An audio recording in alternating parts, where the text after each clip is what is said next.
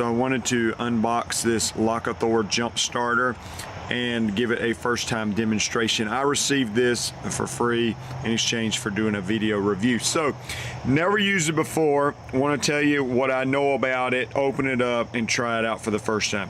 One of the things I thought was pretty cool about it as I open it up here is I always think about like having a jump starter in my vehicle for emergency use. I'm like, well, you know, I gotta keep the thing charged. So what if I need it one time and it's died because I hadn't charged it up?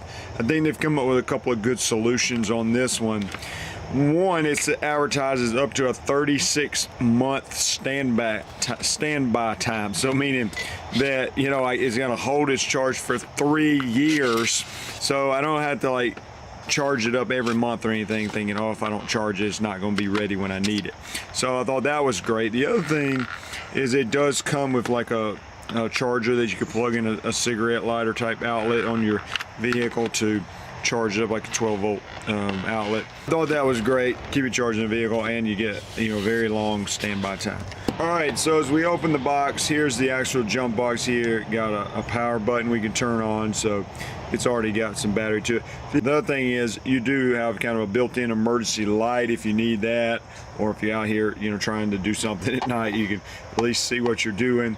It's also just a built-in power bank, so if you need to charge something with a USB port, it's got that over here, so that's pretty cool. So in that sense, I can see where, yeah, emergency for jumping yourself off or a situation like that, but also maybe just even carry it with you. It's not that big on like a camping trip or something to recharge cell phone, computer, things of that nature. All right, let's turn the light off. Oh, okay, you push the button again, it goes blinking on you, so for emergency situations. But I mostly want to test it out as a jump starter. So let's see what else is in the box. All right, so here's your charging cables that come separate in that little box.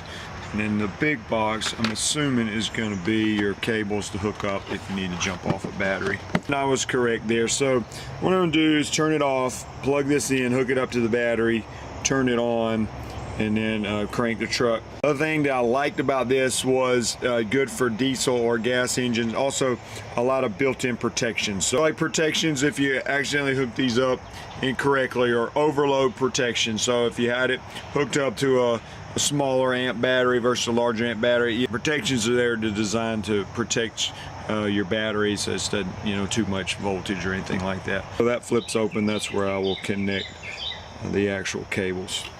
Okay, got everything hooked up here. Red on positive, black on negative. Got it connected into the side. We're going to turn this on.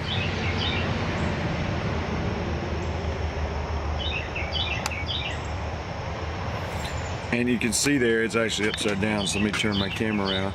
But it's reading the voltage on the battery. Pretty simple to use. I like that it's small, so easy to fit in my vehicle to keep for emergency situations. I love the fact that it holds a charge for so long.